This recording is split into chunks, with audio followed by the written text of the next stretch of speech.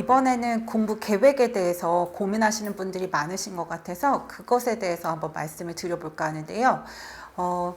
병원에 일하시다 나오셔서 갑자기 공부를 하려고 하면 계획을 어떻게 짜야 될지, 어떻게 공부해야 될지 막막하시죠. 또 아이를 육아 중에 공부를 시작은 했는데 시간 안배를 어떻게 해야 될까 막연하시죠.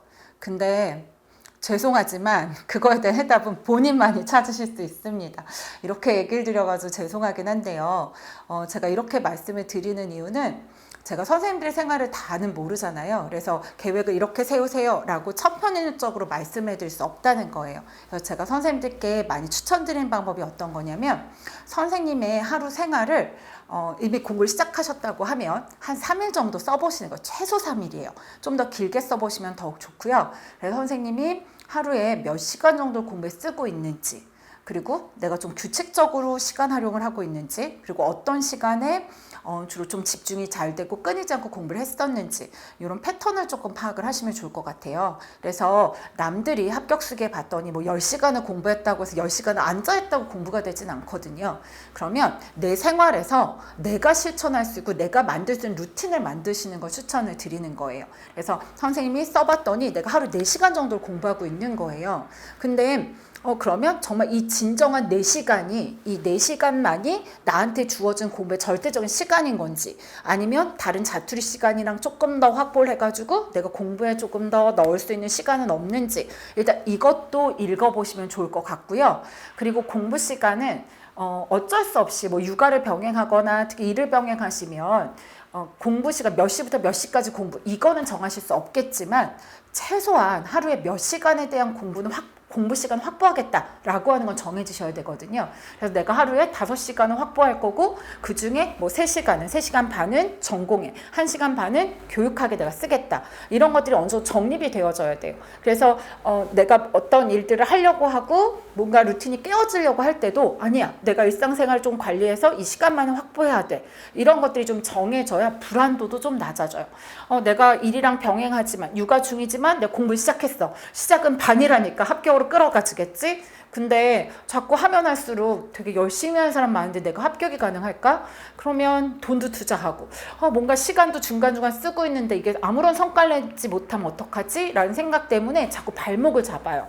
그러니까 주어진 공부 시간도 짧은데 그 시간이 정말 전력 질주해가지고 공부에다 투자하는데도 너무나 부족한 시간이잖아요. 근데 이런저런 불안 때문에 막 몸이 아프기도 하고 집중이 안 되면 안 되는 거니까, 그래서 최소한 3일 정도를 써보시고, 그리고 그 중에서 내가 요 정도는 좀 확보가 가능하겠다라고 하는 시간이 정해지고 나면 최소한 그 시간에 대한 걸 정말 어쩔 수 없는 경우를 제외하고서는 그 시간에는 무엇이 되더라도 시간을 좀 그러니까 공부 시간을 확보하시는 거예요. 그리고 그걸 확보하시고 나면 내가 그래도 공부를, 그러니까 강의도 들어야 되고 교육학도 해야 되고 전공도 해야 되고 뭐 이렇게 그 나뉘어져야 되는 섹션 나눠가지고 반드시 들어가야 되는 시간이 있잖아요. 그러면 거기서 내가 강의 듣는데 최대한 그 할애할 수 있는 시간이 얼마고, 그리고 전공과 교육학이 8대2로 출제가 되잖아요. 그러면 전체 공부 시간은 8대2 정도로 일반적으로 비율을 나누라고는 하지만 교육학이 너무 용어가 낯설고 힘들어. 그러면 최소한 상반기는 7대3 정도의 비율로 정해놓는다던가, 한두 달은 6대4 정도로 교육학을 좀 집중하겠다를 정하신다던가, 결국에 내가 하반기 때 아니면 시험장에 11월 달에 가가지고 내가 직접 인출해가지고 교육학은 서술로, 그리고 전공은, 그러니까 교육학은 논술로, 그리고 전공은 서술형과 단답으로 답을 하셔야 되거든요. 그러니까 누가 만들어주지 않아요. 내가 내 머릿속에 들어서 인출이 되어져야 되는 거예요. 공부해보셔서 감 아시잖아요. 이렇게 해서는 절대로 주관식 시험을 내가 서답형을 써낼 수 없을 거라는 느낌이 들면 하반기에 갈수록 몸도 아프고요, 공부도 더 안 돼요. 괜히 눈물도 나고 서럽기도 해요.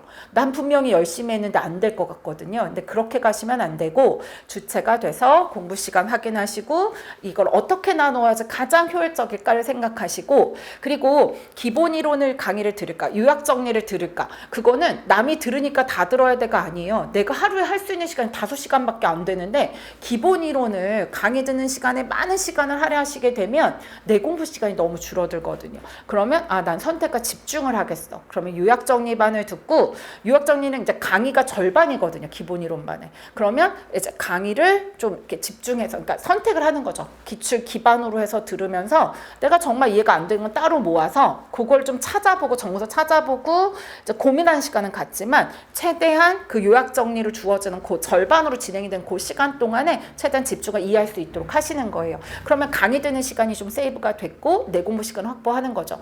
요약정리만 들어서 합격이 가능한 거예요? 라고 질문하시는 선생님이 있는데, 요약정리가 기출 기반으로 보는 거예요. 그러니까 전체 봐야 되는데 제가 기본 이론을 풀어서 하는 건 학교를 졸업한 지 오래되셨거나 아니면 그 뭐 임상에 가가지고 내가 공부를 하고 멀리 가 있었어 이렇게 된다든가, 아니면 뭐 저희 학교는요 너무 그 국시 기반으로만 가르쳐가지고 그 이해 위주로 해서 그런 기본기가 좀 부족해요 라고 하시는 분들이 있으니까 이해 기반으로 쭉 다 풀어서 설명을 하는 거고요. 그리고 선택과 집중, 본격적인 건 사실 요약정리거든요. 그래서 요약정리부터 하셔도 본인이 주체가 돼서 진행할 수 있다라고 하면 반드시 합격을 이룰 수 있다고 생각을 합니다. 그래서 무엇보다 본인이 공부하시니까 갖는 거. 그리고 이런 얘기는 여러 번 했던 것 같긴 한데요. 수업을 듣는 거는 자기 공부가 아니에요. 근데 수업을 들었으면 최소한 1대1로는 자기 공부 시간 가지셔야 돼요. 그래서 1시간 수업을 들었으면 1시간 복습 시간을 가져야 되는 거고요. 근데 수업을 듣는데 너무 많은 시간이 들어가요 라고 하신다면 인강 들을 때 장점 있잖아요. 조금 배속 높여가지고 들으시면서 세이브하고, 그리고 좀 알고 있는 개념 설명할 땐 배속을 더 높였다가 내가 좀 모르는 내용이다 라고 하면 정배속으로 두고 아니면 반복해서도 듣고, 그래서 주체가 돼서 진행을 하시라고 하는 거죠. 그래서 계획을 세우실 때 일단 자기 생활에서의 공부 패턴을 그러니까 공부 하루 시간을 어떻게 내가 쓰고 있는지 확인하셔서 거기에서 절대적인 공부 시간을 확보해서 자기 루틴을 만들어 가셔야 되는 거고요. 그리고 1년 동안의 공부 계획에 대한 걸 물어보시는데, 1년 동안의 공부 계획은요, 학원 커리가 상반기는 그러니까 단거나 만들고, 그래서 내가 공부해야 될 나의 무기를 만드는데 시간을 쓰는 거예요. 그래서 내용을 이해해야 되고요. 그리고 그걸 구조화해 두기도 하고, 그리고 뭐 이해가 안 되고 그림도 그려놓고, 그리고 기출에서 어떻게 나올지에 대한 나올 만한 방향에 대한 거 다 표시해 두고 요걸 메인으로 하는 거고요. 그리고 하반기에 가면 이걸 계속 회독해가지고 인출을 할 거거든요. 그러면 그렇게 인출 연습을 계속해서 시험장을 11월 달에 가시는 거예요. 그러면 우리가 그래도 공부를 그래도 선생님들 한 가닥 하셨기 때문에 간호학과에 갔고 교직에서를 하셔가지고 이 자리에 계신 거잖아요. 그러면 감을 생각해 보는 거예요. 다 이 4권의 책을 과연 내 거로 만들어서 시험장에 가서 인출을 하려고 하면 내가 언제까지는 그래도 우리가 일반적으로 얘기하는 상반기 6월 말까지는 이해하는 거, 내가 늦게 시작해서 이걸 못할 것 같아. 그러면 한 7월이나 8월 정도까지를 이해 기반으로 하고 정리하는 데 시간을 쓰고요. 9월부터 해서 속도를 높여가지고 난 벼락치기 하면서 계속 인출해보고, 그럼 시험장에 가서 인출할 수 있을 거야. 그러면 이제 9월부터는 아웃풋에 초점을 맞추시는 거죠. 그래서 본인이 보셔서 교육학이랑 이론, 전공에 대한 걸 좀 이해하고 정리해두고 하는 시간을 내가 언제까지 정도를 쓰면은 그래도 내가 내 걸 좀 만들 수 있을 건지. 그땐 외우는 게 아니에요. 그러니까 이해를 하고 구조화를 해두고요. 암기할 준비를 해두는 거예요. 그리고 본격적으로 이것만 계속 반복해 보면서 외우고 아웃풋, 인출해보고 그걸 반복하는 시간에 돼요. 그걸 가지고 생각해 보시면, 그래서 내가 언제까지는 이 정도 끝나야 돼 라고 하는 감이 있으신 거죠. 그리고 하반기 때 회독해 보시면 내가 1회독을 해서 어느 정도 인출이 되어지더라?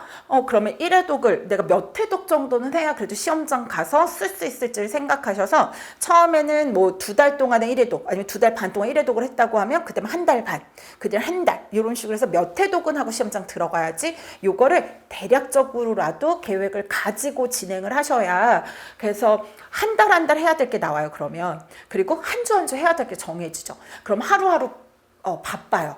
계획을 어떻게 세울까요? 이게 아니에요. 빨리 계획 세워서 내가 하루하루 해야 되는 게 많았구나 라고 하는 걸 느끼실 수 있으실 거고, 그래서 좀 더 적극적으로 해나가실 수 있을 거라고 생각을 합니다. 그래서 그러니까 학습 계획 수립하시는 거에 대해서 말씀을 드렸고요. 이것대로 지금 제가 말씀드린 내용을 가지고 한번 기록을 하고, 그리고 1년 동안에 어떤 준비를 해가야 되는지를 이제 감을 가지고 한번 계획을 세워보시고요. 그걸 세워서 실천을 하면서 이제 소소하게 생겨지는 어려움이나 이런 것들은 따로 연락을 주셔서 또 메일이나 이런 걸 통해서 같이 이야기를 나누면 좋을 것 같습니다.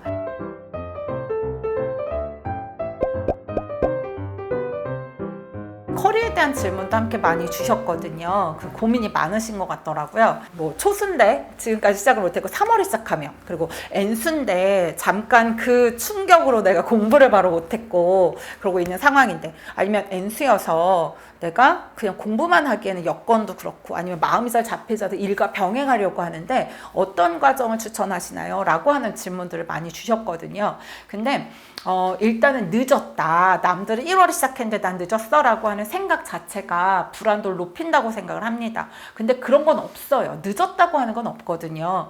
그러면 뭐 3월에 시작하고 4월에 시작한 사람들은 합격을 이룰 수 없게요? 절대 그렇지 않거든요. 그리고 4월에 시작하고도 수석 합격하시는 경우들도 너무 많이 봤어요. 그러면 지금 선생님들께서는 난 늦었다, 나는 뭔가를 놓쳤다라고 생각을 내려놓으세요. 그리고 내가 지금 어떤 걸 준비해야 되는지에 대한 나를 좀 메타인지를 가지고 스스로 보시는 거예요. 초수는 사실 그게 없으실 테니까, 일단 초수는 그 본인이 그 기본 이론반에서 내가 학부 때 어려워했던 과목을 먼저 들어보시는 거예요. 그리고 4월에 시작이 되면 4월 루틴을 따라가면서 필요한 기본 이론반을 선택해서 들으시면 되겠습니다. 그래서 이거는 이제 다른 질문에서도 잠깐 설명을 드리긴 했거든요. 그래서 요약 정리를 체계적으로 들어가면 어쨌든 선택과 집중해야 되는 건 요약 정리 다 다뤄드려요. 그러니까 불안하실 필요 없는데, 다만 그걸 듣다 보면 그러실 수 있죠. 내가 학교 보건이 너무 어렵고 너무 막연해가지고 이해 기반의 내용이 좀 필요해. 그럼 기본 이론반에서 그거를 골라 들으실 수 있어요. 배속 높이 거서 필요한 부분은 이해에 도움이 되는 거 골라 들으실 수 있거든요. 그래서 그런 식으로 활용을 하시면 되니까 4월 요약 정리 시작하기 전에 기본 이론반은 본인이 학부 다닐 때 어려웠던 과목을 선택해서 듣는 것부터 시작. 그렇게 해서 해가지고 진행해서 본인의 루틴을 만들어보고, 형성평가도 봐보고, 학습밴드도 참여해보고 하시면서 이런 식의 루틴으로 진행하면 되겠구나 감을 가지고 4월 시작하는 거. 그래서 그걸 추천드리고요. N수생 같은 경우는 더더욱 그 N수든 뭐 재수든, 그쵸? 그래서 본인이 전년도에 했었던 수험생활을 돌아보시는 거예요. 내가 뭐가 부족했는지, 뭐가 부족해서 내가 이런 결과를 얻었는지에 대한 걸 분석을 한번 해보시고요. 내가 기출 분석이 부족했는지, 그래서 기출을 분석은 했지만 공부에다 반영을 못한 건 아닌지, 아니면 기출 분석이라고 하는 걸 제대로 된 방법을 몰라서 내가 수업만, 기출 분석반만 막 따라갔지, 내가 기출 분석, 그 중요도를 보고 묻는 패턴을 읽어내거나 그걸 내 공부에 반영하지 못했었는지, 그래서 내가 취약점이 뭐였는지를 분석해 보시는 거예요. 그래서 그 취약점을 가지고 분석을 해봤는데, 거기에서 보니까 이해가 너무 부족해서 내가 막 암기만 치중해서 단순 암기를 해가지고 막 급하게 외워서 체하듯이 외우다 보니까 답을 알고 있는데도 뭐 답을 정확히 못 썼다든가, 아니면 나중에 보니까 내가 알고 있는 건데 그걸 묻는지 몰라서 못 썼다든가, 그러신 분들은 되려 기본 이론반을 차근차근 들으면서 그 본인의 이해를 다져가시는 걸 추천을 드릴게요.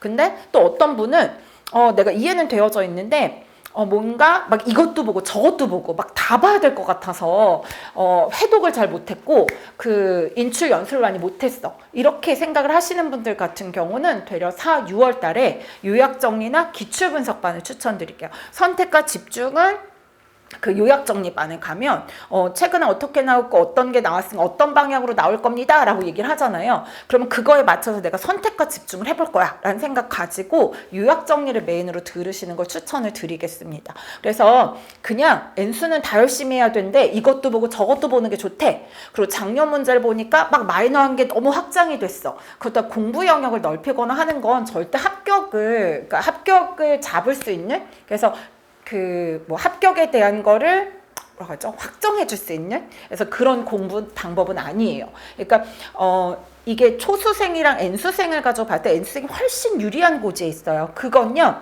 그냥 단순하게 열심히 해야 대로 하면 불리할 수밖에 없어요. 근데 유리할 수 있는 건 내가 지나온 수험생 길을 돌아보는 거예요. 근데 그때 너무 공부가 잘 됐던 시기가 있어요. 그리고 그때 너무 효율적이었고 내가 시험을 보고도 그 방법 진짜 좋았어, 그 스터디 나한테 정말 도움됐어 라고 하는 게 있고요. 어떤 거는 뒤돌아봤더니 그때 그건 하지 않았던 게 좋았던 것 같은데, 그때 괜히 너무 부담을 줘서 내가 막 4월 5월부터 인출 연습을 했던 게 불안도를 높였던 것 같아. 그럼 올해는 그거 안 하면 돼요. 그러니까 그 N수생은 훨씬 유리한 고지에 있는 게 그거예요. 잘 됐던 거요. 시간 배중 더 해요. 그리고 내가 했는데 효과가 없었던 거, 불안만 높이고 나한테 도움이 되지 않았던 거요. 과감하게 삭제하고요. 그걸 대체할 수 있는 거, 그래서 그걸 좀 더 효과적으로 바꿀 수 있는 방법을 그것만 실천하셔도요 5점에서 10점 무조건 올라가요. 올해 받으셨던, 그러니까 작년이 되겠죠. 작년에 받으셨던 컷 점수에서 전공을 한 10점 더 해보세요. 그러고도 합격 점수가 안 되나? 그거 따져보셔가지고 아 내가 너무 막연하게 뭐 합격을 너무 어려운 거라고 생각했고, 그리고 막연하게 합격이 너무 하고 싶은 나머지 열심히 해야 돼, 이런 막연한 느낌만 있었던 건 아닌가? 라고 하는 걸 꼭 점검해 보시면 좋겠습니다. 그리고 제가 N수생 간담회에서 이런 말씀을 잠깐 드렸었는데요. 저희가 살면서 소나기를 만나는 건 누구든 만나거든요. 그래서 내가 공원에 산책을 하러 나갔어요. 그래서 공부를 하다가 이제 환기도 되고 공기도, 그리고 나무도 보고 꽃도 보려고 나갔단 말이죠. 근데 갑자기 이슬비가 떨어져서 옷이 젖을 수도 있고요. 그리고 막 소나기가 쏟아 흠뻑 젖을 수도 있어요. 근데 이거는 주변을 둘러보면 비가 온 거 말고는 나무도 그 자리에 있고요. 꽃도 그 자리에 있어요. 내가 처음 하려고, 내가 보려고 했던 나무도 꽃도 그 자리에 있고, 되려 음악 소리가 배경이 돼서 더 분위기 있어지기도 했어요. 그러니까 생각하기 나름이라고 하는 거고요. 절대로 나는 비를 흠뻑 맞고 정말 물에 젖은 생쥐꼴에 이런 비참하고 이런 모습이 내가 기대했던 모습이 아니야, 이게 아니에요. 다시 정신 제대로 차리고 한번 보면 그냥 꽃도 그대로 있고 나무도 그대로 있고, 나는 그냥 살아가다 소나기를 만난 거예요. 그래도 내가 참을 만한 추위다 싶으면 그냥 산책하고 그거 누리고 빗소리를 배경 삼아 들으면서 더 분위기 있는 길을 걸어도 돼요. 근데 이게 아니야, 내가 좀 젖을 것 같다 라고 하면 집에 가서 옷 갈아입고 다시 산책을 나서면 돼요. 근데 이거를 나는 아닌가 봐, 난 또 비를 만나면 어떡하지? 아니면 이렇게 비참한 꼴에 물에 빠진 생쥐꼴인 거를 누구한테 보이기도 싫고 이건 너무 내 인생에서 오점이야, 이렇게 생각할 일은 아니죠. 누구든 산책 나갔다 비 만날 수 있어요. 근데 선생님들이 이 시험에서 사실 간호학과에 들어가서 교직이수하고 그리고 용기를 내서 많은 기회비용 지불하면서 수험생활에 도전을 하셨고, 거기서 내가 떨어졌다고 해서 이게 뭔가 큰 인생의 오점이거나 뭔가 크나큰 부족함이 있는 게 절대 아닌 거예요. 선생님은 넘치면 넘쳤지 부족함은 없어요. 그리고 다시 정신 차리고 돌아보세요. 나무도 꽃도 그대로 있듯이 임용시험은 올해도 2025년도에도 2026학년도에 그 발령을 내 보건교사를 뽑을 거고요. 게다가 올해는 62명인가 더 뽑을 계획이 있거든요. 더 화려한 꽃이 기다리고 있대요. 더 멋진 나무가 기다리고 있대요. 그렇게 생각을 하셨으면 좋겠습니다. 그래서 뭔가 전환점이 있어도 완전한 반전을 한다라고 하는 게 아니에요. 그래서 본인 생활에서 내가 할 수 있는 범주 내에서, 그리고 나의 역량을, 내가 할 수 있는 것, 그동안 해온 거를 인정하고, 그리고 나를 다독여주는 그런 수험 생활을 해가셨으면 좋겠습니다.